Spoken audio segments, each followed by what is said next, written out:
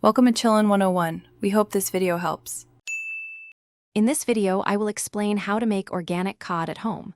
First, gather your organic waste materials like kitchen scraps, leaves, and grass clippings. You'll need a designated composting area, perhaps a bin, or a simple pile in a shaded spot. Ensure good air circulation and a balanced mix of green and brown materials for optimal decomposition. This process transforms waste into valuable garden gold. To begin, collect a variety of organic materials.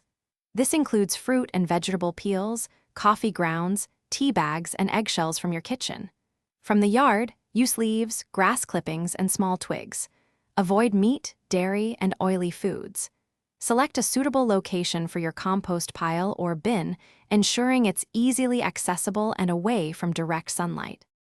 Start layering your materials, alternating between greens, nitrogen-rich, like food scraps, and browns, carbon-rich, like dry leaves.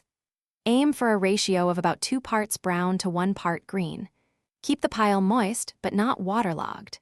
Regularly turning the compost with a pitchfork introduces oxygen, which is crucial for the beneficial microorganisms breaking down the waste. Your organic cod is ready when it's dark brown, has a rich, earthy smell, and a crumbly texture.